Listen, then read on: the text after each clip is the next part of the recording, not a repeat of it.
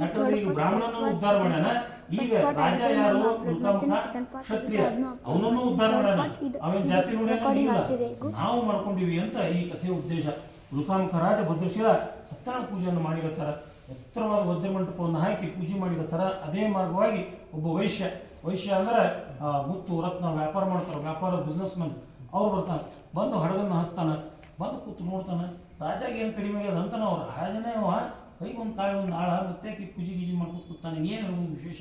ಎಲ್ಲ ಪೂಜೆ ಆದಮೇಲೆ ಪ್ರಸಾದ ತೊಗೊಂಡು ಮುಂದೆ ಕೇಳ್ತಾನವ, ಎಲೆ ರಾಜನ್ ಎದಕ್ಕೆ ಮಾಡಿರ್ತಿ ಇದನ್ನು ಪೂಜೆ, ಏನು ಕಾರಣ ಅದ ಅಂದ್ಕೂಳೆ ಹೇಳ್ತಾನೆ, ಇಲ್ಲ ನನಗೆ ಮನೆ ತುಂಬ ಹೆಣ್ಮಕ್ಳು ಇದ್ರಪ್ಪ, ಹೆಣ್ಮಕ್ಳು ಇರ್ಬೇಕು ಮನೆಯೊಳಗೆ, ಹೆಣ್ಮಕ್ಳು ಇದ್ರನ ಅದು ಕುಲ ಉದ್ಧಾರ. ಯಾಕಂದ್ರೆ 7 ತಲೆ ಉದ್ಧಾರ ಆಗ್ತಾವಂತ್ರಿ ಹೆಣ್ಮಕ್ಳು ಇದ್ರೆ. ಕನ್ಯಾದಾನ ಮಾಡಿಕೊಡ್ತಿರಲ್ಲ, ಆ ಮನೆನೂ ಉದ್ಧಾರ ಮಾಡ್ತಾರೆ, ಈ ಮನೆನೂ ಉದ್ಧಾರ ಮಾಡ್ತಾರೆ. ಅಲ್ಲಿ ಹೋಗಿ ಎಲ್ಲಾರ ಮತ್ತೊಂದು ಹೆಣ್ಣ ಗಂಡ ಅವ್ರಿಗೆ ಮತ್ತಲ್ಲಿ ಕುಲ ಉದ್ಧಾರ ಆಗ್ತಿರಲ್ಲ, ಅಷ್ಟೆಲ್ಲ ಪುಣ್ಯ ತಂದೆ ತಾಯಿ ಸಿಗ್ತದಂತ.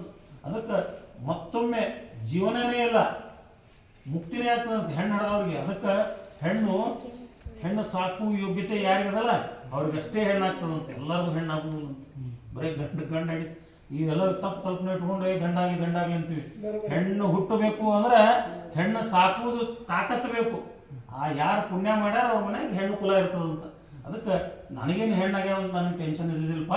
ಆದ್ರೆ ನಾನೊಬ್ಬ ರಾಜ, ನನ್ನ ನಂತರ ಈ ರಾಜ್ಯವನ್ನು ನಡೆಸ್ಬೇಕಲ್ಲ, ಅದಕ್ಕೆ ಒಂದು ಗಂಡ ಆದ್ರೆ ಸಾಕು ಅಂತ ನಾನಾ ವಿಧವಾದ ಹೋಮ ಹವನ ಎಲ್ಲ ದುನಿಯಾ ಏನು ಹೇಳ್ತಾರೆ ಎಲ್ಲ ಮಾಡಿ ನನಗೆ ಒಂದು ಗಂಡ ಆಗಲಿಲ್ಲ. ಯಾರೋ ತಿಳಿದವ್ರು ಒಬ್ರು ಏನು ಹೇಳಿದಪ್ಪ ಅಂದ್ರೆ, ಸತ್ಯನಾರಾಯಣ ವ್ರತವನ್ನು ಮಾಡು, ಇನ್ನು ಗಂಡಸ ಮಗ ಆಗ್ತದಂದ್ರೆ ಸ್ವಾಮಿ ಅನುಗ್ರಹ ಹೆಂಗದ ಅಂದ್ರೆ